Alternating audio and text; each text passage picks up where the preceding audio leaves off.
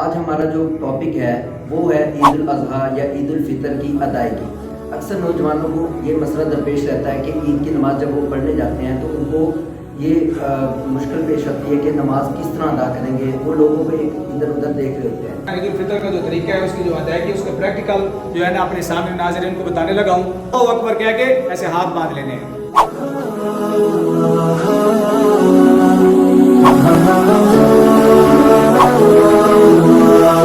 اعوذ باللہ من الشیطان الرجیم، بسم اللہ الرحمن الرحیم۔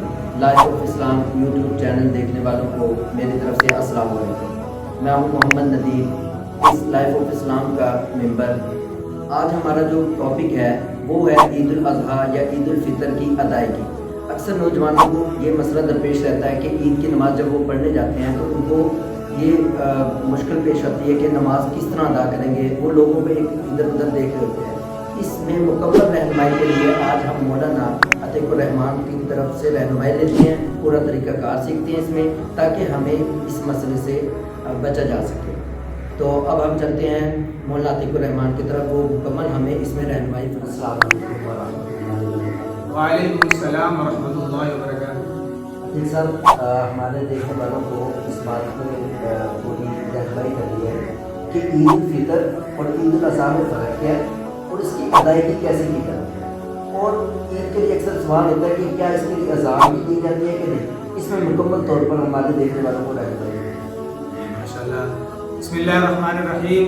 جیسا کہ ہمارے انتہائی پیارے بھائی ندیم صاحب نے سوال کیا کہ آپ عید الفطر اور عید الاضحیٰ میں کیا فرق ہے اور عید الفطر کی ادائیگی ہم نے کیسے کرنی ہے، اور ساتھ ساتھ انہوں نے یہ سوال بھی پوچھا کہ جو اکثر لوگ بھی پوچھتے ہیں کہ آیا عید کے لیے باقاعدہ طور پہ اذان اور اقامت بھی کی جاتی ہے نہیں کی جاتی۔ تو انشاءاللہ تعالی آج میں آپ کو یہ جو ہے نا ان سوالوں کے جواب بھی دوں گا اور پریکٹیکل طور پہ کر کے بتاؤں گا کہ ہمیں عید الفطر کی نماز کیسے ادا کرنی چاہیے۔ تو ساتھ ساتھ جو انہوں نے پہلے آپ نے مجھ سے سوال پوچھا تھا اس کا آپ جواب لیتے جائیں کہ جو عید الفطر اور عید الاضحیٰ کی نماز ہے، اس کے لیے باقاعدہ اذان اور اقامت نہیں ہوتی، اور عید الفطر کی ادائیگی ہمیں نے کیسے کرنی ہے، اس میں فرق کیا ہے۔ تو یہ بھی وضاحت کرتا چلو کہ ان دونوں کی ادائیگی میں کوئی فرق نہیں ہے۔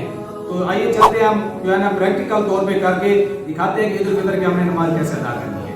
میں جو ہے نا عید الفطر کا جو طریقہ ہے، اس کی جو ادائیگی ہے، اس کا پریکٹیکل جو ہے نا اپنے سامنے ناظرین کو بتانے لگا ہوں۔ تو جیسے ہی آپ جو ہے نا عید پڑھنے کے لیے الحمدللہ گھر سے نکلتے ہیں خوشبو لگا کے، نیو کپڑے پہن کے، جو سنت طریقہ ہے، اور پھر جب آپ عیدگاہ کے اندر پہنچتے ہیں یا مسجد کے اندر عید پڑھتے ہیں تو وہاں پر جانے کے بعد جب امام کھڑا ہوتا ہے تو آپ نے نیت باندھنی ہوتی ہے، جس طرح ہم دوسری نماز کے اندر نیت باندھتے ہیں۔ تو نیت باندھنے کا طریقہ یہ ہے کہ آپ نے یہ کہنا ہے کہ 2 رکعت نماز عید الفطر، اور ساتھ آپ نے یہ کہنا ہے واجب 6 زائد تکبیرات کے بندگی اللہ تعالیٰ کے۔ دوبارہ سن لیں، کیا کہنا ہے؟ 6 زائد تکبیرات کے بندگی اللہ تعالیٰ کی، موطرف قبلہ کے، پیچھے امام کے، اور اللہ اکبر کہہ کے ایسے ہاتھ باندھ لینے ہیں۔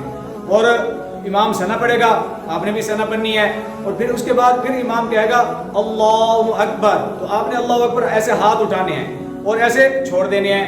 پھر امام کہے گا اللہ اکبر، پھر آپ نے ہاتھ اٹھانے ہیں اور ایسے چھوڑ دینے ہیں۔ پھر امام کہے گا اللہ اکبر، تو آپ نے ہاتھ اٹھا کر اب چھوڑنے نہیں ہیں، یہ بات یاد رکھنا، آپ نے یوں ہاتھ باندھ لینے ہیں۔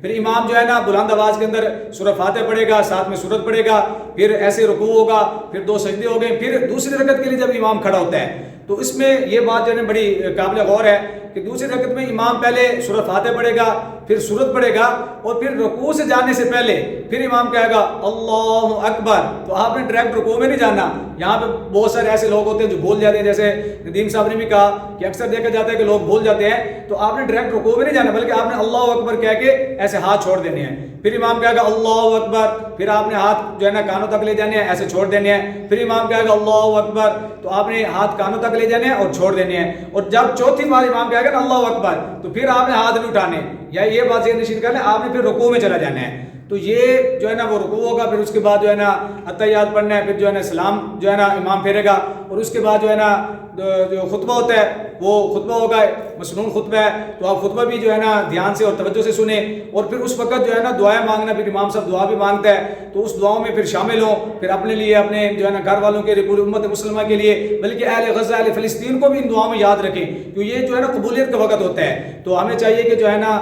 ہم اسی طرح سے جو ہے نا اپنے جتنے بھی مرحومین ہیں یا جتنے بھی لوگ ہمارے آس پاس کے رہنے والے ہیں، ضرورت مند ہیں، حاجت مند ہیں، ملک پاکستان کے لیے خاص طور پہ جو ہے نا آپ نے دعا مانگنی ہے، تو یہ ساری دعائیں مانگیں گے، اس کے بعد امام دعا مانگ لے گا، اس کے بعد جو ہے نا پھر آپ جو ہے نا ہنسی خوشی ایک دوسرے کو ملتے ہوئے آپ اپنے گھروں کو جو ہے نا روانہ ہو جائیں گے۔